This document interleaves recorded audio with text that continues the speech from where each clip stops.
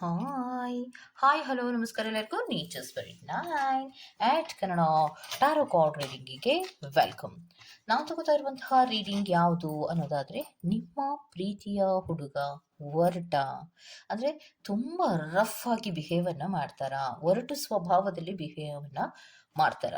ಯಾವುದೇ ಭಾವನೆಗಳನ್ನ ನೀವು ಎಕ್ಸ್ಪ್ರೆಸ್ ಮಾಡಿದ್ರೂ ಕೂಡ ಅವರು ಯಾವುದೇ ರೀತಿಯ ರೆಸ್ಪಾಂಡೇ ಮಾಡೋದಿಲ್ವಾ, ಯಾಕೆ ಅನ್ನೋದ್ರ ಬಗ್ಗೆ ನಾನು ರೀಡಿಂಗ್ ಅನ್ನ ತಗೋತಾ ಇದ್ದೀನಿ. ಓಕೆ, ಸೊ ಕಾನ್ಸೆಪ್ಟ್ ಇಷ್ಟೇ.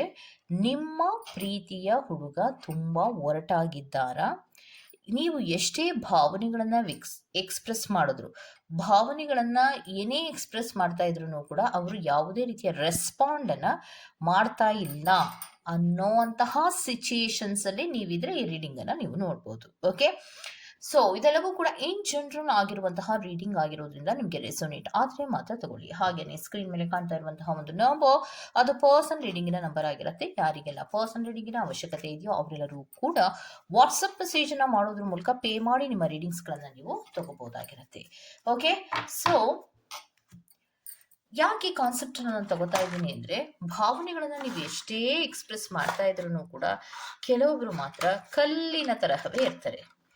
ಏನೋ ಒಂದು ಭಾವನೆಗಳಲ್ಲಿ ಕಷ್ಟದ ಭಾವನೆಗಳಿರ್ಬೋದು, ಅಥವಾ ನಿಮಗೆ ದುಃಖ ಆಗಿರುವಂತಹ ಕೆಲವು ಭಾವನೆಗಳನ್ನ ಎಕ್ಸ್ಪ್ರೆಸ್ ಮಾಡ್ತಾ ಇರಬಹುದು, ಅಥವಾ ಪ್ರೀತಿಯ ವಿಚಾರದಲ್ಲಿ ಭಾವನೆಗಳನ್ನ ಎಕ್ಸ್ಪ್ರೆಸ್ ಮಾಡ್ತಾ ಇರಬಹುದು, ಅಥವಾ ಏನನ್ನೋ ನೀವು ಹೇಳ್ತಾ ಇದ್ರು ಕೂಡ ಆ ವ್ಯಕ್ತಿಯಲ್ಲಿ ಯಾವುದೇ ರೀತಿಯ ಬದಲಾವಣೆಗಳು ಕೂಡ ಆಗದ ಹಾಗೆ ತುಂಬಾ ಒರಟೊರಟಾಗಿ ನಿಮ್ಮ ಹತ್ರ ಬಿಹೇವ್ ಅನ್ನ ಮಾಡ್ತಾ ಇದ್ರೆ, ಅಂತಹ ಪ್ರೀತಿಗಳಲ್ಲಿ ನೀವಿದ್ರೆ ನಿಮಗೊಂದು ಕ್ವಶನ್ ಮಾರ್ಕ್ ಬರುತ್ತೆ. ಏನು ಇಷ್ಟೊಂದು ಪ್ರೀತಿಯನ್ನ ತೋರಿಸ್ತಾ ಇದ್ದೀನಿ, ಆ ಕಡೆಯಿಂದ ಯಾವುದೇ ರೀತಿಯ ರೆಸ್ಪಾಂಡ್ ಕರೆಕ್ಟ್ ಆಗಿಲ್ವಲ್ಲ, ಯಾವಾಗ್ಲೂ ಕೂಡ ನೆಗ್ಲೆಕ್ಟ್ ಮಾಡ್ತಾರಲ್ಲ, ಇಲ್ಲಾಂದ್ರೆ ಯಾವಾಗ್ಲೂ ಕೂಡ ಒಂದು ರೀತಿಯಲ್ಲಿ ನನ್ನ ಪ್ರೀತಿಗೆ ಬೆಲೆನೇ ಇಲ್ಲ ಅನ್ನೋ ತರ ನಡ್ಕೋತಾರಲ್ಲ, ಅಯ್ಯೋ ನಾನು ಯಾಕೆ ಇಷ್ಟೊಂದು ಕಷ್ಟಪಡ್ಬೇಕು, ಇವ್ರಿಗೆ ಪ್ರೀತಿ ಇಲ್ವೋ ಏನೋ, ನಾನೇ ಮೇಲ್ ಬಿದ್ದು ಮಾತಾಡ್ತಾ ಇದ್ದೀನೇನೋ, ಅಥವಾ ನಾನೇ ತಪ್ಪಾಗಿ ಇವ್ರನ್ನ ಅರ್ಥ ಮಾಡ್ಕೊಂಡಿದ್ದೀನೇನೋ ಅಂತ ಎಷ್ಟೋ ಬಾರಿ ನಮ್ಗೆ ಅನಿಸ್ಬಿಡುತ್ತೆ. ಅಷ್ಟು ಒರಟಾಗಿರ್ತಾರೆ. ಎಷ್ಟೇ ಭಾವನೆಗಳನ್ನ ತೋರಿಸೋ ಪ್ರಯತ್ನವನ್ನ ಮಾಡಿದ್ರು ಕೂಡ ಆ ವ್ಯಕ್ತಿಯಲ್ಲಿ ಯಾವುದೇ ರೀತಿಯ ಖುಷಿ ಆಗ್ಲಿ, ಸಮಾಧಾನ ಆಗ್ಲಿ, ಅಥವಾ ಒಂದು ರೀತಿಯಲ್ಲಿ ಪ್ರೀತಿಯನ್ನು ಎಕ್ಸ್ಪ್ರೆಸ್ ಮಾಡುವಂತಹ ರೀತಿಯಾಗ್ಲಿ ಯಾವುದು ಕೂಡ ನಿಮ್ಮ ಪರ್ಸನ್ನಿನ ಕಡೆಯಿಂದ ಬರ್ತಾ ಇಲ್ಲ ಅನ್ನುವಂತಹ ಸಿಚುಯೇಷನ್ ಅಲ್ಲಿ ಇದ್ದಾಗ ಆಗುವಂತಹ ಅಥವಾ ನಮ್ಮ ಮನಸ್ಸಿನಲ್ಲಿ ಹುಟ್ಟುವಂತಹ ಒಂದು ಪ್ರಶ್ನೆ ಯಾವುದು ಅಂದ್ರೆ, ಅವರು ನನ್ನನ್ನು ಪ್ರೀತಿಸ್ತಾ ಇಲ್ವಾ, ನಾನೇ ಸುಮ್ಮನೆ ಮೇಲ್ಬಿದ್ದು ಮಾತಾಡಿಸ್ತಾ ಇದ್ದೀನ, ಅಥವಾ ನಾನೇ ಫೋರ್ಸ್ಫುಲ್ ಆಗಿ ಅವ್ರನ್ನ ಪ್ರೀತಿ ಮಾಡು ಅಂತ ಹೇಳ್ತಾ ಇದ್ದೀನ, ನಂದೆಲ್ಲಾದ್ರೂ ತಪ್ಪಿದ್ಯಾ ಅನ್ನುವಂತಹ ಕ್ವಶನ್ ಮಾರ್ಕ್ ಸರ್ವೇ ಸಾಮಾನ್ಯವಾಗಿ ಬರುತ್ತೆ. ಅಂತಹ ಸಿಚುಯೇಷನ್ಸ್ಗಳಲ್ಲಿ ನೀವೇನಾದ್ರೂ ಇದ್ರೆ ಈ ರೀಡಿಂಗು ಖಂಡಿತವಾಗಿಯೂ ನಿಮ್ಗೆ ಹೆಲ್ಪ್ ಆಗತ್ತೆ. ಓಕೆ, ಸೊ ಈ ರೀಡಿಂಗ್ ಅನ್ನ ನೋಡೋದಕ್ಕೆ ಮುಂಚಿತವಾಗಿ ಪ್ಲೀಸ್ ಸೆಲೆಕ್ಟ್ ಯುವರ್ ಆಪ್ಷನ್ಗಳನ್ನ ಸೆಲೆಕ್ಟ್ ಮಾಡ್ಕೊಳ್ಳೋದಕ್ಕೆ ಮುಂಚಿತವಾಗಿ ದ ಪವರ್ ಆಫ್ ಲವ್ ಅನ್ನುವಂತಹ ಆಕ್ಟಿವೇಶನ್ ಕಾರ್ಡ್ ಅನ್ನ ನಾನು ಆಪ್ಷನ್ಸ್ ಆಗಿ ತಗೋತಾ ಇದ್ದೀನಿ. ಫಸ್ಟ್ ಶಫಲ್ ಅನ್ನ ಮಾಡ್ತೀನಿ, ತದನಂತರದಲ್ಲಿ ತಗೋಣ. ಸೊ ಸ್ಪಿರಿಟ್ಸ್ ಪ್ಲೀಸ್ ಹೆಲ್ಪ್ ಮಾಡಿ. ಸ್ಪಿರಿಟ್ಸ್ ಪೈಲ್ ನಂಬರ್ 1 ಅವರಿಗೆ ಯಾವ ಕಾರ್ಡು? ಓಕೆ, ಸೊ ಪೈಲ್ ನಂಬರ್ 1 ಅವರಿಗೆ ಶಫಲಿಂಗ್ ಕಾರ್ಡಿನಲ್ಲಿ ಬಂದಿರುವಂತಹದ್ದು ಕಂಪ್ಯಾಷನ್ ಅನ್ನುವಂತಹ ಕಾರ್ಡ್ ಬಂದಿದೆ, ಇಂಡಿವಿಜುವಾಲಿಟಿ ಅನ್ನುವಂತಹ ಕಾರ್ಡು ಬಂದಿದೆ. ಓಕೆ, ಸೊ ಇದು ಆಯ್ಕೆಯ ಕಾರ್ಡು. ಸೊ ನಿಮ್ಗೆ ಇವೆರಡು ಆಯ್ಕೆ ಮಾಡ್ಕೊಳ್ಳೋದು ಕಷ್ಟ ಅಂದ್ರೆ ಕಂಪ್ಯಾಷನ್ ಅನ್ನುವಂತಹ ಕಾರ್ಡ್ ಅನ್ನ ನೀವು ಆಯ್ಕೆ ಮಾಡ್ಕೊಳ್ಳಿ. ಇನ್ನೊಂದು ನಿಮ್ಗೆ ಬಂದಿರುವಂತಹ ಕಾರ್ಡು ಪೈಲ್ ನಂಬರ್ 2 ಅವರಿಗೆ ಬಂದಿರುವಂತಹ ಕಾರ್ಡು ಫ್ರೀಡಮ್ ಅನ್ನುವಂತಹ ಕಾರ್ಡು ಬರ್ತಾ ಇದೆ. ಓಕೆ, ಸೊ ಕಂಪ್ಯಾಷನ್ ಅನ್ನುವಂತಹ ಕಾರ್ಡ್ ಅನ್ನು ಆಯ್ಕೆ ಮಾಡ್ಕೊಂಡ್ರೆ ಪೈಲ್ ನಂಬರ್ 1, ಫ್ರೀಡಮ್ ಅನ್ನುವಂತಹ ಕಾರ್ಡ್ ಅನ್ನು ಆಯ್ಕೆ ಮಾಡ್ಕೊಂಡ್ರೆ ಪೈಲ್ ನಂಬರ್ 2 ಆಗಿರುತ್ತೆ. ಓಕೆ, ಆಯ್ಕೆಯನ್ನು ಮಾಡ್ಕೊಳ್ವಾಗ ಬಹಳ ಕಾನ್ಸಂಟ್ರೇಷನ್ ಇಂದ ಆಯ್ಕೆಯನ್ನು ಮಾಡ್ಕೊಳ್ಳಿ.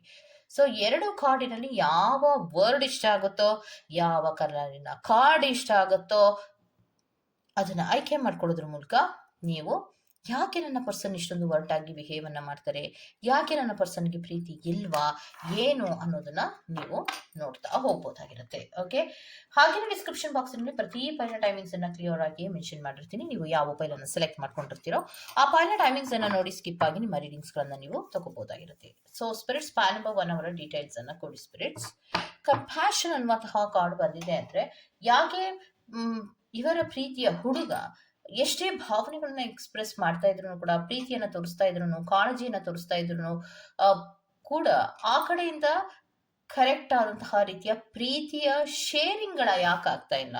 ಹೊರಟಾಗಿರ್ಬಹುದು, ಅಥವಾ ಹರ್ಟ್ ಆಗೋ ತರ ಮಾತಾಡೋದಿರ್ಬಹುದು, ಅಥವಾ ನೆಗ್ಲೆಕ್ಟಿನ ರೀತಿಯಲ್ಲಿ ಇರಬಹುದು. ಈ ರೀತಿ ಎಲ್ಲ ಯಾಕೆ ನಡ್ಕೋತಾರೆ ಅನ್ನೋದ್ರ ಬಗ್ಗೆ ನನಗೆ ಡೀಟೇಲ್ಸ್ ಅನ್ನ ಕೊಡಕ್ಕಾಗುತ್ತಾ spirits? I request you spirits. Okay, very good.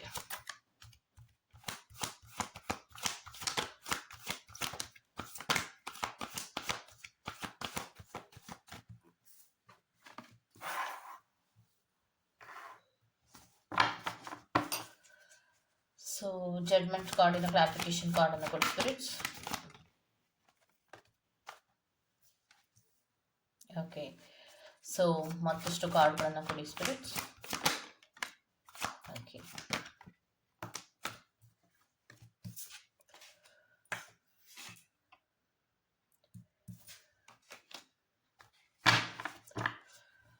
So ಯಾಕೆ ನಿಮ್ಮ ಪರ್ಸನ್ಗಳು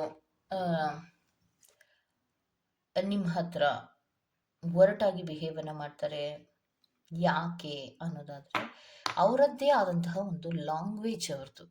ಓಕೆ, ಸೊ ಪ್ರೀತಿಯಿಂದಲೇ ಎಕ್ಸ್ಪ್ರೆಸ್ ಮಾಡಬೇಕು ಅನ್ನೋದಕ್ಕಿಂತ ಹೆಚ್ಚಾಗಿ ಅವರು ಅವರಾಗಿರೋದಕ್ಕೆ ಇಷ್ಟವನ್ನ ಪಡ್ತಾರೆ. ಅಂದ್ರೆ ಅವರಿರುವಂತಹ ರೀತಿಯೇ ಹೊರಟು, ಅವರು ನಡ್ಕೊಳ್ಳುವಂತಹ ರೀತಿಯೇ ಹೊರಟು, ಅವ್ರ ಪ್ರೀತಿಯನ್ನ ಎಕ್ಸ್ಪ್ರೆಸ್ ಮಾಡುವಂತಹದ್ದೇ ಹೊರಟಾಗಿ ಮಾಡ್ತಾರೆ. ಮತ್ತೆ ಅವರು ಸ್ವಲ್ಪ ಒಂದು ರೀತಿಯಲ್ಲಿ ಒಂದು ಟ್ರೆಡಿಷನಲ್ ಆದಂತಹ ರೀತಿಯಲ್ಲಿ ಆಲೋಚನೆಯನ್ನ ಮಾಡೋದು ಹೆಚ್ಚಾಗಿರುತ್ತೆ ಅನ್ನುವಂಥದ್ದನ್ನ ರೆಪ್ರೆಸೆಂಟ್ ಮಾಡ್ತಾ ಇದೆ. ಯಾತಕ್ಕೆ ಅನ್ನೋದಾದ್ರೆ, ಪ್ರೀತಿಯ ವಿಚಾರದಲ್ಲಿ ಅವರಿಗೆ ಪ್ರೀತಿ ಇಲ್ವಾ? ಹಾಗಿದ್ರೆ ನನ್ನ ಪರ್ಸನ್ ತುಂಬಾ ಒಟ್ಟಾಗಿ ನಡ್ಕೋತಾರೆ, ಹಾಗಿದ್ರೆ ಪ್ರೀತಿ ಇಲ್ವಾ? ಆದ್ರೆ ಖಂಡಿತವಾಗಿಯೂ ನಿಮ್ಮ ಮೇಲೆ ಅವರಿಗೆ ಪ್ರೀತಿ ಇದೆ. ಓಕೆ, ಸೊ ಪ್ರೀತಿ ಅಂತೂ ಇದೆ. ಹಾಗಿದ್ರೆ ಒರಟಾಗಿ ಯಾಕೆ ನಡ್ಕೋತಾರೆ ಅಂದ್ರೆ, ನಿಮ್ಮ ಬಗ್ಗೆ ಪ್ರೀತಿಯೂ ಇದೆ, ಕಾಳಜಿಯೂ ಇದೆ, ಕಮಿಟ್ಮೆಂಟ್ ಕೂಡ ಇದೆ. ಅಂದ್ರೆ ಏನು, ನಾನು ಒಂದು ಹುಡುಗಿಯನ್ನ ಪ್ರೀತಿಸ್ತಾ ಇದ್ದೀನಿ, ನಾನು ಕಮಿಟ್ ಆಗಿ ಇರಬೇಕು ಅನ್ನೋದು ಖಂಡಿತವಾಗಿಯೂ ಅವ್ರಿಗೆ ಗೊತ್ತಿದೆ. ಸೊ ಕಮಿಟ್ ಆಗಿ ಕೂಡ ಇರ್ತಾರೆ. ಆದ್ರೆ ಒರಟಾಗಿ ಬಿಹೇವನ್ನ ಮಾಡೋದಕ್ಕೆ ಕಾರಣ ಏನು ಅನ್ನೋದಾದ್ರೆ, ತುಂಬಾ ನೀವು ಹೇಳಿದ ತರಹ ಅಥವಾ ನಿಮ್ಮ ಭಾವನೆಗಳನ್ನ ಅಥವಾ ನೀವು ನಡ್ಕೊಳ್ಳೋ ತರಹವೇ ಹ್ಯಾಸ್ ಇಟ್ ಈಸ್ ಎದುರಿಗಿರುವಂತಹ ವ್ಯಕ್ತಿಯು ಮಾಡಿದ್ರೆ ಅದರಲ್ಲಿ ಹಲವಾರು ಚಾಲೆಂಜಸ್ಗಳನ್ನು ನಾವು ಫೇಸ್ ಮಾಡಬೇಕಾಗಿ ಬರುತ್ತೆ. ಅದು ಚೆನ್ನಾಗಿ ಕಾಣಿಸಲ್ಲ ಅನ್ನುವಂತಹ ದೃಷ್ಟಿಯಿಂದ. ಮತ್ತೆ ಇನ್ನೊಂದು ಏನಂದ್ರೆ, ಎಮೋಷನಲ್ ಆಗಿ ನೀವು ತುಂಬಾ ವೀಕ್ ಆಗ್ತಾ ಇರ್ತೀರ. ಅಂದ್ರೆ ಎಮೋಷನಲ್ ನೀಡ್ಸ್ಗಳು ತುಂಬಾ ಅವಶ್ಯಕತೆ ಅನ್ನೋದಷ್ಟನ್ನೇ ನೀವು ಯೋಚನೆ ಮಾಡ್ತೀರಾ. ಆದ್ರೆ ಪ್ರೀತಿಯ ಮುಂದುವರಿಕೆಯ ಭಾಗವನ್ನ ನೀವು ಗಮನಿಸೋದಿಲ್ಲ. ಯಾಕಂದ್ರೆ ಪ್ರೀತಿಯನ್ನ ಎಕ್ಸ್ಪ್ರೆಸ್ ಮಾಡಲ್ಲ ಅಂತ ಒಮ್ಮೆಲೇ ನೀವು ಪ್ರೀತಿಯನ್ನ ಎಕ್ಸ್ಪ್ರೆಸ್ ಮಾಡ್ತಾನೆ ಇರ್ತೀರಾ. ಸೊ ಆಫರ್ಗಳ ಮೇಲೆ ಆಫರ್ಗಳು, ಒಂದು ಐ ಲವ್ ಯು ಅಂತ ಹೇಳೋದಿರಬಹುದು, ಅಥವಾ ಮೂವ್ ಮಾಡುವಂತಹ ರೀತಿ ಇರಬಹುದು, ಅದು ಅವರು ಸ್ವಲ್ಪ ವೇಟಿಂಗ್ ಲಿಸ್ಟಿನಲ್ಲಿ ಇಟ್ಟಿರ್ತಾರೆ. ಓಕೆ, ಹೌದು, ಪ್ರೀತಿ ಮಾಡ್ತಾ ಇದ್ದೀವಿ ಎಂದ ಮಾತ್ರಕ್ಕೆ ಅದನ್ನ 100 ಬಾರಿ ಹೇಳುವಂತಹ ಅವಶ್ಯಕತೆ ಇಲ್ಲ. ನಾನು ನಡ್ಕೊಳ್ಳುವಂತಹ ರೀತಿಯಲ್ಲಿಯೇ ನಿನಗೆ ಗೊತ್ತಾಗಬೇಕು. ನೀನು ಹೇಗೆ ನಡ್ಕೋತೀಯೋ ಅದೇ ರೀತಿ ನಾನು ನಡ್ಕೊಳ್ಳೋದ್ರಿಂದ ಸಮಾಜದಲ್ಲಾಗ್ಲಿ, ಇರುವಂತಹ ಜಾಗದಲ್ಲೇ ಆಗಲಿ ಹಲವಾರು ಚಾಲೆಂಜಸ್ಗಳನ್ನ ಫೇಸ್ ಮಾಡಬೇಕಾಗಿ ಬರುತ್ತೆ. ಫಾರ್ ಎಕ್ಸಾಂಪಲ್, ಇಬ್ಬರು ಕೂಡ ಹಾಗೆ ನಡ್ಕೋತಾ ಇದ್ದೀರಾ ಅಂತ ಇಟ್ಕೊಳ್ಳಿ. ಫಾರ್ ಎಕ್ಸಾಂಪಲ್, ಏನ್ ಅನ್ಕೋತಾರೆ, ನಾವಿರುವಂತಹ ಸಿಚುಯೇಷನ್ಸ್ ಅಲ್ಲೇ ಏನೆಲ್ಲ ಮಾತಾಡ್ಕೋಬಹುದು. ನಾವು ಪ್ರೀತಿಸ್ತಾ ಇದ್ದೀವಿ ಅಂದ್ರೆ ಸ್ವಲ್ಪ ನಮ್ಮ ಬೌಂಡ್ರೀಸ್ ಅಲ್ಲೇ ನಾವು ಇರಬಹುದಲ್ವಾ ಅನ್ನುವಂತಹ ಯೋಚನೆಯನ್ನ ಮಾಡ್ಕೊಳ್ಳೋದು ಜಾಸ್ತಿ ಇರುತ್ತೆ. ನಿಮ್ಮ ಪರ್ಸನ್ ಹೊರಟಿರ್ತಾರೆ, ಆದ್ರೆ ಪ್ರೀತಿ ಮನಸ್ಸಿನಲ್ಲಿ ಖಂಡಿತವಾಗಿಯೂ ಇರುತ್ತೆ.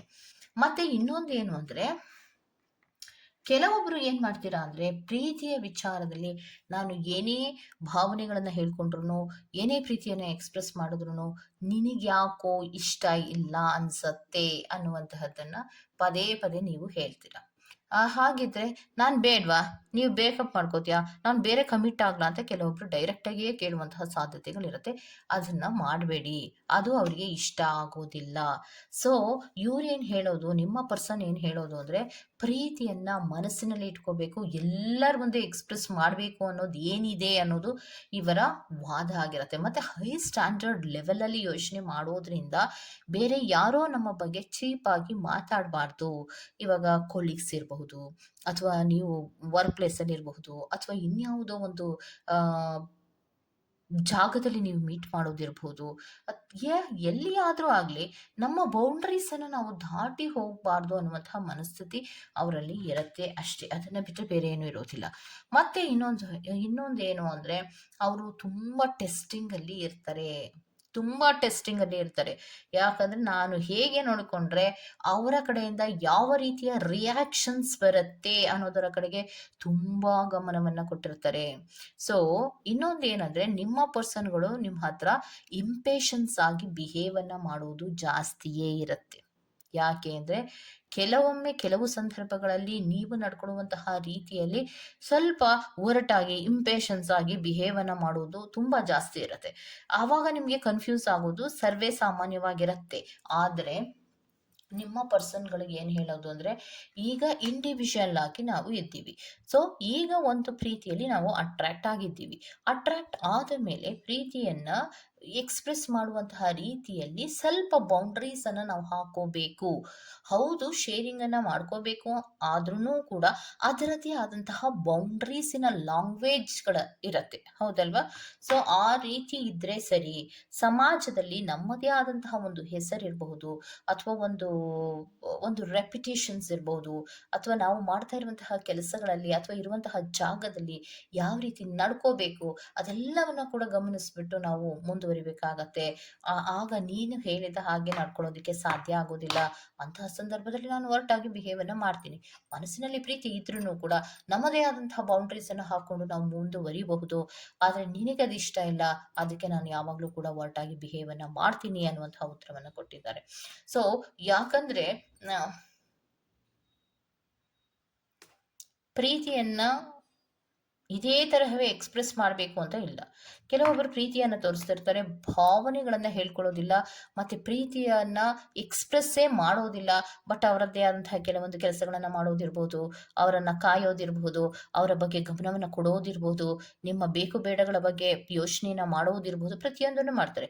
ಆದರೆ ಅವರ ಮಾತುಗಳೆಲ್ಲವೂ ಕೂಡ ತುಂಬ ಒರಟಾಗಿರುತ್ತೆ. ಅಂದರೆ ಮಾತು ಒರಟಾಗಿದ್ದ ಮಾತ್ರಕ್ಕೆ ಪ್ರೀತಿ ಇಲ್ಲ ಅನ್ನೋದಲ್ಲ, ಪ್ರೀತಿ ಖಂಡಿತವಾಗಿಯೂ ಇರುತ್ತೆ. ಆದರೆ ನೀನು ನಡ್ಕೊಂಡಂತಹ ರೀತಿಯಲ್ಲಿಯೇ ನಾನು ಇರೋದಕ್ಕೆ ಸಾಧ್ಯ ಇಲ್ಲ. ನನ್ನದೇ ಆದಂತಹ ಒಂದು ಬೌಂಡ್ರೀಸ್ ಇದೆ. ಆ ಬೌಂಡ್ರೀಸ್ ಅನ್ನು ದಾಟಿ ಬರೋದಕ್ಕೆ ಆಗೋದಿಲ್ಲ. ಸೊ ನಾನು ಒರಟಾಗಿ ನಡ್ಕೋಬೇಕಾಗತ್ತೆ. ಆ ರೀತಿ ಒರಟಾಗಿ ನಡ್ಕೊಂಡಾಗ ನಿನ್ನ ಬಿಹೇವಿಯರ್ ಏನಿರುತ್ತೆ ಅದನ್ನ ಕೂಡ ನಾನು ಗಮನಿಸಬೇಕು. ಸೊ ಆ ಕಾರಣಗಳಿಗೋಸ್ಕರವಾಗಿ ನಾನು ಒರಟಾಗಿ ಬಿಹೇವನ್ನ ಮಾಡ್ತೀನಿ. ಇನ್ನೊಂದೇನಂದ್ರೆ, ಅವರು ಒರಟಾಗಿ ಬಿಹೇವನ್ನ ಮಾಡುವಂತಹ ಉದ್ದೇಶ ಇದೊಂದೇ ಕಾರಣ ಆಗಿರೋದಿಲ್ಲ. ಅವರು ನಿಮ್ಮನ್ನ ಟೆಸ್ಟಿಂಗ್ ಅಲ್ಲಿ ಕೂಡ ಇಟ್ಟಿರ್ತಾರೆ. ಸೊ ಪದೇ ಪದೇ ಪದೇ ಪದೇ ನೀವು ಅವರಿಗೆ ಫೀಲಿಂಗ್ಗಳ ಶೇರಿಂಗ್ಗಳನ್ನ ಮಾಡ್ಕೊಳ್ಳೋದಿರಬಹುದು, ಅಥವಾ ಪ್ರೀತಿಯನ್ನು ಎಕ್ಸ್ಪ್ರೆಸ್ ಮಾಡುವಂತಹ ರೀತಿ ಇರಬಹುದು. ನಾನು ಇದನ್ನ ಅವಾಯ್ಡ್ ಮಾಡ್ತಾ ಹೋದ್ರೆ ನೀವು ಯಾವ ರೀತಿಯ ಮುಂದುವರಿಕೆಗಳನ್ನ ಮಾಡಬಹುದು, ನೀವು ಕಾಯ್ತೀರಾ, ಕಾಯಲ್ವಾ, ಮುಂದಕ್ಕೆ ಮೂವ್ ಆನ್ ಆಗ್ತೀರಾ, ಆಗಲ್ವಾ, ಇದೆಲ್ಲ ಕನ್ಫ್ಯೂಷನ್ಸ್ಗಳು ಅವರಲ್ಲಿ ಇರುತ್ತೆ. ಅದೇ ಕಾರಣಕ್ಕೆ ಯಾವುದೇ ರೀತಿಯ ಮುಂದುವರಿಕೆಗಳನ್ನ ಸಡನ್ ಆಗಿ ಮಾಡುವಂತಹ ಪ್ರಯತ್ನಗಳನ್ನ ನಿಮ್ಮ ಪರ್ಸನ್ಗಳು ಮಾಡ್ತಾ ಇರೋದಿಲ್ಲ ಅನ್ನೋದನ್ನ ಹೇಳ್ತಾ ಇದ್ದಾರೆ. ಒರಟೆ ಯಾಕೆ ಅಂದ್ರೆ, ಪ್ರೀತಿಯ ಕಡೆಗೆ ಹೆಚ್ಚು ಗಮನವನ್ನ ಕೊಡ್ತಾ ಇರ್ತಾರೆ, ಪ್ರೀತಿಯನ್ನ ಟೆಸ್ಟಿಂಗ್ ಅಲ್ಲಿ ಇಟ್ಟಿರ್ತಾರೆ. ಅವರದ್ದೇ ಆದಂತಹ ಕೆಲವು ಕನ್ಫ್ಯೂಷನ್ಸ್ಗಳು ಅವರಲ್ಲಿಯೂ ಇರೋದ್ರಿಂದ ಅವರು ಪ್ರೀತಿಯಲ್ಲಿ ತನ್ನದೇ ಆದಂತಹ ಬೌಂಡ್ರೀಸ್ ಗಳನ್ನ ಹಾಕಿರ್ತಾರೆ. ಇಬ್ಬರೂ ಕೂಡ ಒಂದೇ ರೀತಿಯ ಆಲೋಚನೆಗಳನ್ನ ಮಾಡಿ ಮೂವ್ ಆನ್ ಆಗೋದ್ರಿಂದ ಹಲವಾರು ಚಾಲೆಂಜಸ್ ಗಳನ್ನ ನಾವು ಫೇಸ್ ಮಾಡ್ಬೇಕಾಗತ್ತೆ.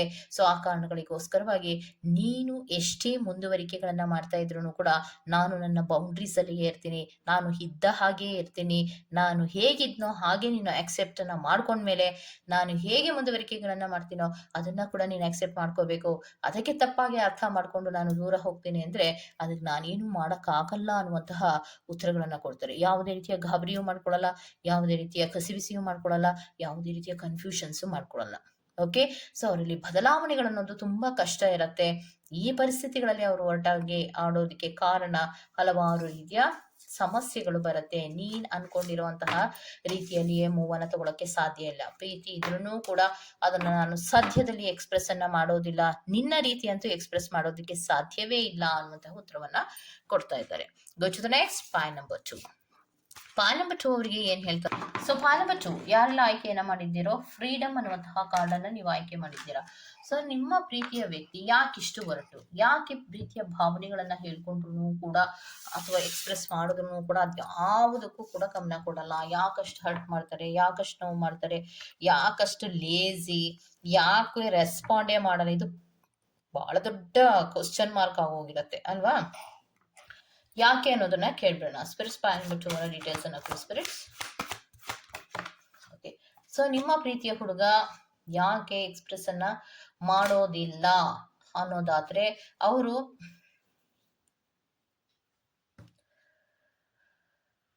Clarification card spirit. Okay,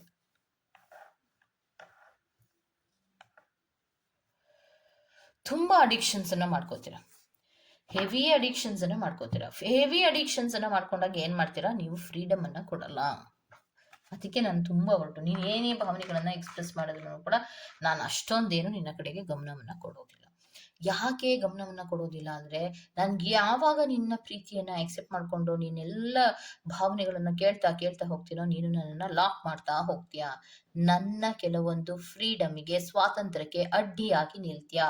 so ಯಾವಾಗ ನೀನು ಸ್ವಾತಂತ್ರ್ಯಕ್ಕೆ ಅಡ್ಡಿಯಾಗಿ ನಿಲ್ತೀಯೋ, ಆವಾಗ ನಮ್ಮಿಬ್ಬರಲ್ಲಿಯೂ ಕೂಡ ಭಿನ್ನಾಭಿಪ್ರಾಯಗಳನ್ನೋದು ಮೂಡುತ್ತೆ. ಸೊ ಆ ಕಾರಣಗಳಿಗೋಸ್ಕರವಾಗಿ ನಾನು ನಿನ್ನನ್ನ ಸ್ವಲ್ಪ ದೂರದಲ್ಲಿಯೇ ಇಟ್ಟಿರ್ತೀನಿ. ಸ್ವಲ್ಪ ಒರಟಾಗಿ ಬಿಹೇವನ್ನ ಮಾಡೋದಕ್ಕೆ ಕಾರಣ ಇಷ್ಟೇ.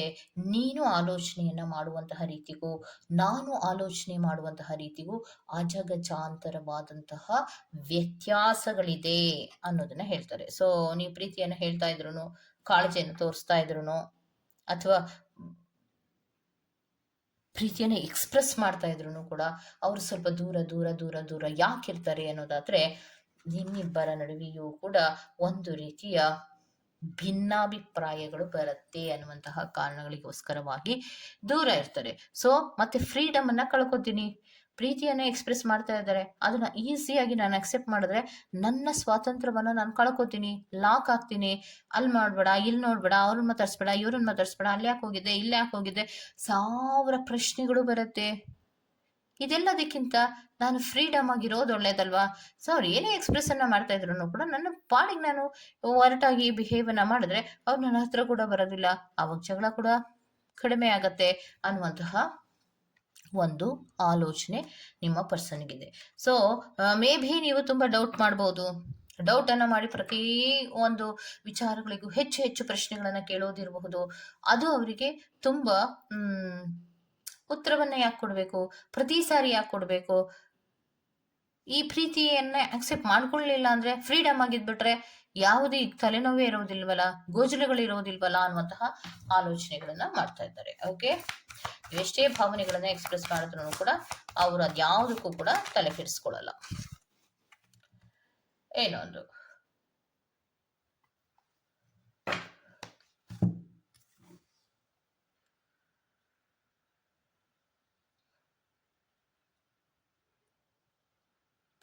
ಪ್ರೀತಿ ಅಂದ್ರೆ ಕೋಆಪರೇಟಿವ್ ಆಗಿರ್ಬೇಕು, ಒಬ್ರನ್ನ ಒಬ್ರು ಅರ್ಥ ಮಾಡ್ಕೊಳ್ಳುವಂತಹ ಸಿಚುಯೇಷನ್ ಅಲ್ಲಿ ಇರಬೇಕು. ಮತ್ತೆ ಪ್ರೀತಿ ಅಂದ್ರೆ ಥರ್ಡ್ ಪಾರ್ಟಿ ಸಿಚುಯೇಷನ್ ಇರಬಾರ್ದು ಅನ್ನೋದು ಅವರಿಗೆ ಅವರ ಮನಸ್ಸಿನಲ್ಲಿ ಇರುವಂತಹದ್ದು. ಅಂದ್ರೆ ಪ್ರೀತಿ ಅನ್ನೋದನ್ನ ನಾವು ಎಕ್ಸ್ಪೆಕ್ಟ್ ಮಾಡೋದೇ ಆದ್ರೆ ಜೀವನದಲ್ಲಿ ಥರ್ಡ್ ಪಾರ್ಟಿ ಸಿಚುಯೇಷನ್ಸ್ ಅನ್ನೋದು ಬರಬಾರ್ದು. ಥರ್ಡ್ ಪಾರ್ಟಿ ಸಿಚುಯೇಷನ್ಸ್ ಅನ್ನೋದು ಬರುತ್ತೆ ಅನ್ನೋದಾದ್ರೆ ಪ್ರೀತಿಯನ್ನ ಆಕ್ಸೆಪ್ಟ್ ಮಾಡೋದಾಗ್ಲಿ, ಕಮಿಟ್ ಅನ್ನ ಕೊಡೋದಾಗ್ಲಿ ಮಾಡಬಾರ್ದು, ಫ್ರೀಡಮ್ ಆಗಿ ಇದ್ಬಿಡ್ಬೇಕು ಅನ್ನುವಂತಹ ಆಲೋಚನೆಗಳನ್ನ ಮಾಡ್ತಾ ಇದ್ದಾರೆ. ಇನ್ನೊಂದೇನಂದ್ರೆ, ಪ್ರಾಮಿಸಿಂಗ್ ಲವ್ಗಳು ನನಗೆ ಬೇಕಾಗಿರೋದು ಅಂದ್ರೆ, ಮೇ ಬಿ ಈ ಪ್ರೀತಿಯಲ್ಲಿ ಡೌಟ್ಗಳಿದೆ, ಈ ಪ್ರೀತಿಯಲ್ಲಿ ಯಾಕೋ ಕೆಲವೊಂದು ರೀತಿಯ ವ್ಯತ್ಯಾಸಗಳಿದೆ, ಮತ್ತೆ ಈ ಪ್ಯಾಟರ್ನ್ ಕೂಡ ಸರಿ ಇಲ್ಲ ಅನ್ನುವಂತಹ ಮನಸ್ಥಿತಿ ನಿಮ್ಮ ಪರ್ಸನ್ಗಳಿಗೆ ಇದೆ. ಮತ್ತೆ ಡೌಟ್ ಏನು ಅಂದ್ರೆ, ಕೆಲವೊಬ್ಬರಿಗೆ ಥರ್ಡ್ ಪಾರ್ಟಿ ಸಿಚುಯೇಷನ್ ಅಲ್ಲಿ ನೀವು ಇದ್ದಿರಬಹುದು, ನನ್ನನ್ನ ಪ್ರೀತಿ ಮಾಡಿ ಇನ್ನೊಬ್ಬರಿಗೂ ಕೂಡ ನೀವು ಆಫರ್ ಅನ್ನ ಹಿಂದೊಮ್ಮೆ ಕೊಟ್ಟಿರ್ಬೋದು ಅಥವಾ ಮುಂದೆ ಕೊಡಬಹುದು. ಸೊ ಅದು ಬೇಡ, ನನ್ಗಿಷ್ಟ ಇಲ್ಲ, ಅಥವಾ ನಾನೇ ಥರ್ಡ್ ಪಾರ್ಟಿ ಸಿಚುಯೇಷನ್ ಆಗಿ ಹೋಗೋದು ನನ್ಗಿಷ್ಟ ಆಗೋದಿಲ್ಲ ಅಂತನೋ ಆ ರೀತಿಯ ಆಲೋಚನೆಗಳನ್ನ ಮಾಡ್ತಿರ್ತಾರೆ. ಮತ್ತೆ ಪ್ರೀತಿ ಅಂದ್ರೆ ಒಂದು ಪ್ರೊಮಿಸಿಂಗ್ ಇರಬೇಕು, ಒಂದು ನಂಬಿಕೆ ಇರಬೇಕು, ಒಂದು ವಿಶ್ವಾಸ ಇರಬೇಕು. ಅದೆಲ್ಲವೂ ಇದ್ರೆ ಮಾತ್ರವೇ ನಾವು ಪ್ರೀತಿಯಲ್ಲಿ ಮುಂದುವರಿಯಕ್ಕೆ ಸಾಧ್ಯ ಆಗತ್ತೆ. ಆದ್ರೆ ಈ ಪ್ರೀತಿಯಲ್ಲಿ ಒಂದು ನೆಗೆಟಿವ್ ಪ್ಯಾಟರ್ನಿನ ರೀತಿಯಲ್ಲಿ ಹೋಗ್ತಾ ಇರೋದ್ರಿಂದ ಇಲ್ಲಿ ಡೌಟ್ಗಳು ಜಾಸ್ತಿ, ಮತ್ತೆ ಮೇಲಿಂದ ಮೇಲೆ ಪ್ರಶ್ನೆಗಳು ಜಾಸ್ತಿ, ಮತ್ತೆ ಇದರಲ್ಲಿ ಫ್ರೀಡಮ್ ಅನ್ನೋದು ಇಲ್ಲ ಈ ಪ್ರೀತಿಯಲ್ಲಿ.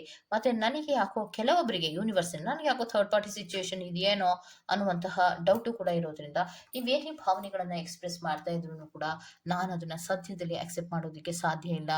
ಅದನ್ನ ಎಕ್ಸ್‌ಪ್ರೆಸ್ ಮಾಡಿ ನೀವು ಮಾಡುವಂತಹ ಭಾವನೆಗಳನ್ನ ನಾನು ಅಕ್ಸೆಪ್ಟ್ ಮಾಡ್ಕೊಂಡು, ಅದರಲ್ಲಿ ನಾನು ಅಕ್ಸೆಪ್ಟ್ ಮಾಡ್ಕೊಂಡು ಪ್ರತಿಯೊಂದು ವಿಚಾರಗಳಿಗೂ ನೀನು ಬೌಂಡರೀಸ್ ಅನ್ನ ಹಾಕ್ತಾ ಹೋಗ್ತೀಯ. ನನ್ನ ಲೈಫಿನಲ್ಲಿ ನೀನು ಬೌಂಡರೀಸ್ ಹಾಕೋದು ನನಗೆ ಇಷ್ಟ ಇಲ್ಲ. ನಾನು ಫ್ರೀಡಮ್ ಆಗಿರುವಂತಹ ಪ್ರಯತ್ನವನ್ನ ಮಾಡ್ತೀನಿ. ಫ್ರೀಡಮ್ ಆಗೇ ಇರ್ತೀನಿ. ಯಾವ ಪ್ರೀತಿಯಲ್ಲಿ ನಮಗೆ ನಂಬಿಕೆ ಬರುತ್ತೋ ಆ ಪ್ರೀತಿಯ ಕಡೆಗೆ ನಾನು ಹೋಗ್ತೇನೆ ಹೊರತು ಥರ್ಡ್ ಪಾರ್ಟಿ ಸಿಚುಯೇಷನ್ ಅಲ್ಲಿ ಇರೋ ಪ್ರೀತಿಗೂ ಬರಲ್ಲ. ಮತ್ತೆ ನೆಗೆಟಿವ್ ಪ್ಯಾಟರ್ನ್ ರೀತಿಯಲ್ಲಿ ಯೋಚನೆ ಮಾಡುವಂತಹ ವ್ಯಕ್ತಿಗಳ ಜೊತೆಯಲ್ಲಿಯೂ ನಾನು ಇರಲ್ಲ. ಮತ್ತೆ ಯಾವ ಪ್ರೀತಿಯಲ್ಲಿ ಫುಲ್ಫಿಲ್ಮೆಂಟ್‌ಗಳು ಇಲ್ವೋ ಅಥವಾ ಯಾವ ಪ್ರೀತಿಯಲ್ಲಿ ಬಹಳಷ್ಟು ಡೌಟ್ಸ್‌ಗಳಿದೆಯೋ ಆ ಪ್ರೀತಿಯಲ್ಲಿ ಎಂಟ್ರಿ ಕೊಡುವಂತಹ ಅವಶ್ಯಕತೆಯೇ ಬರೋದಿಲ್ಲ. ಸೊ ನಾನು ಅದಕ್ಕೆ ಎಷ್ಟೇ ಪ್ರಯತ್ನಗಳನ್ನ ಮಾಡಿದ್ರುನು, ಎಷ್ಟೇ ಮೇಲಿಂದ ಮೇಲೆ ನನಗೆ ಆಫರ್‌ಗಳನ್ನ ಕೊಟ್ರುನು ಕೂಡ ನಾನು ಆ ಪ್ರೀತಿಯನ್ನ ಅಕ್ಸೆಪ್ಟ್ ಮಾಡೋದೇ ಇಲ್ಲ. ನನಗೆ ಫ್ರೀಡಮ್ ಅನ್ನೋದು ಬೇಕು ಅನ್ನೋದನ್ನ ಹೇಳ್ತಾ ಇದ್ದಾರೆ. ಸೊ ಫ್ರೀಡಮ್ ಅನ್ನುವಂತಹ ಕಾರ್ಡ್ ಬರ್ತಾ ಇದೆ ಅಂದ್ರೆ ಪ್ರೀತಿಯಲ್ಲಿ ಲಿಮಿಟೇಷನ್ ಇರೋದಿಲ್ಲ. ಪ್ರೀತಿಯಲ್ಲಿ ಡೌಟ್‌ಗಳಿರೋದಿಲ್ಲ. ಪ್ರೀತಿಯಲ್ಲಿ ಅಪನಂಬಿಕೆಗಳು ಇರೋದಿಲ್ಲ. ಪ್ರೀತಿ ಅಂದ್ರೆ ಒಬ್ರನ್ನೊಬ್ರನ್ನ ಅರ್ಥ ಮಾಡ್ಕೊಳ್ಳುವಂಥದ್ದು. ಇದ್ಯಾವುದು ಕೂಡ ಇಲ್ಲ ಅಂದ್ರೆ ಈ ಪ್ರೀತಿ ಬೇಡ ಅನ್ನುವಂತಹ ಮನಸ್ಥಿತಿ ನನಗೆ ಇರೋದ್ರಿಂದ ನೀವು ಎಷ್ಟೇ ಪ್ರೀತಿಯನ್ನ ಹೇಳ್ತಾ ಇದ್ರೂ ಕೂಡ ನಾನು ದೂರ ಹೋಗ್ತಾ ಇದ್ದೆ. ಅಂದ್ರೆ ಪಾಲಂಬವನ್ನವ್ರಿಗೂ ಪಾಲಂಬಟುವವರಿಗೂ ಅವರು ಹೇಳ್ತಾ ಇರುವಂತಹ ರೀತಿಯಲ್ಲಿ ಅಜಗಜಾಂತರವಾದಂತಹ ವ್ಯತ್ಯಾಸಗಳಿದೆ. ಸೊ ಪ್ರೀತಿ ಇದೆ, ಆದ್ರೆ ನೀನು ಹೇಳೋ ತರ ನಡ್ಕೊಳಕ್ಕಾಗಲ್ಲ. ಯಾಕಂದ್ರೆ ಸಮಾಜದಲ್ಲಿ ನಾವಿರೋದ್ರಿಂದ ನಮ್ಮದೇ ಆದಂತಹ ಬೌಂಡ್ರೀಸ್ ಅನ್ನ ಹಾಕೊಂಡು ನಾವಿರ್ಬೇಕಾಗತ್ತೆ. ನೀನು ಅದಕ್ಕೋಸ್ಕರ ವೇಟ್ ಮಾಡ್ಬೇಕಾಗತ್ತೆ. ಕೆಲವೊಂದು ವಿಚಾರಗಳಲ್ಲಿ ನಾನು ಟೆಸ್ಟಿಂಗ್ ಅನ್ನ ಮಾಡ್ತಾ ಇರ್ತೀನಿ. ಅದೆಲ್ಲದರಲ್ಲಿ ನೀನು ಪಾಸ್ ಆಗ್ಬೇಕಾಗತ್ತೆ ಅನ್ನುವಂತಹ ಆಲೋಚನೆಗಳು ನಿಮ್ಮ ಪರ್ಸನ್‌ಗೆ ಪಾಲಂಬವನ್ನವ್ರಿಗಿದ್ರೆ ಪಾಲಂಬುಚ್ಚು ಅವ್ರಿಗೆ ಹೇಳ್ತಾ ಇರೋದು, ನಿನ್ನಲ್ಲಿ ಕೆಲವೊಂದು ನೆಗೆಟಿವ್ ಆಗಿ ಆಲೋಚನೆ ಮಾಡುವಂತಹ ಗುಣ ಇದೆ. ಥರ್ಡ್ ಪಾರ್ಟಿ ಸಿಚುಯೇಷನ್ ಇದ್ದಿರಬಹುದು. ಮೇ ಬಿ ಆಲ್ರೆಡಿ ಡೌಟಿನಲ್ಲಿ. ಮತ್ತೆ ನೀನೇ ಕೇಳ್ತಾ ಇರ್ತೀಯ ನನಗೆ ಥರ್ಡ್ ಪಾರ್ಟಿ ಸಿಚುಯೇಷನ್ ಇದೆಯಾ ಅಂತ ಮೇಲಿಂದ ಮೇಲೆ ಕೇಳ್ತಾ ಇರ್ತೀಯ. ಸೊ ಯಾಕೋ ಈ ಪ್ರೀತಿಯಲ್ಲಿ ನಂಬಿಕೆ ಇಲ್ಲ ಅಂದ್ಮೇಲೆ ನಾವಿಬ್ರು ಕೂಡ ಪ್ರೀತಿಯನ್ನು ಮುಂದುವರಿಸೋದಕ್ಕೆ ಸಾಧ್ಯ ಆಗೋದಿಲ್ಲ. ಸೊ ಅದಕ್ಕೋಸ್ಕರವಾಗಿ ನನ್ನ ಆಲೋಚನೆ ಬೇರೆ, ನಿನ್ನ ಆಲೋಚನೆ ಬೇರೆ. ನಾವಿಬ್ರು ಕೂಡ ಈ ಪ್ರೀತಿಯ ವಿಚಾರದಲ್ಲಿ ಫ್ರೀಡಮ್ ಅನ್ನ ಪಡ್ಕೊಳ್ಳೋಣ ಅನ್ನುವಂತಹ ವಿಚಾರಕ್ಕೆ ನೀನು ಎಷ್ಟೇ ಬಾರಿ ನನಗೆ ಪ್ರೀತಿಯನ್ನು ಹೇಳ್ತಾ ಇದ್ರು ಕೂಡ ನಾನು ನಿನ್ನಿಂದ ದೂರವೇ ಇರ್ತೀನಿ ಅನ್ನುವಂತಹ ವಿಚಾರವನ್ನ ಹೇಳ್ತಾ ಇದ್ದಾರೆ. ಓಕೆ, ಸೊ ಇದಿಷ್ಟು ಪಾಲಂಬಚ್ಚು ರೀಡಿಂಗ್ ಆಗಿರುತ್ತೆ. ಈ ತರಹದ ರೀಡಿಂಗ್ ನಿಮ್ಗೆ ಇಷ್ಟ ಆಗಿದೆ ದಯವಿಟ್ಟು ಸಬ್ಸ್ಕ್ರೈಬ್ ಮಾಡಿ, ಪಕ್ಕದಲ್ಲಿ ಇರುವಂತಹ ಬೆಲ್ ಐಕಾನ್ ಅನ್ನ ಪ್ರೆಸ್ ಮಾಡಿ. ನಾನು ನಿಮ್ಮನ್ನ ಮತ್ತೊಂದು ರೀಡಿಂಗ್ ಗಳಲ್ಲಿ ಸಿಗ್ತೀನಿ ಅಂತ ಹೇಳ್ತಾ ಅಲ್ಲಿವರೆಗೂ ಚೆಕಿ ಬಾಯ್.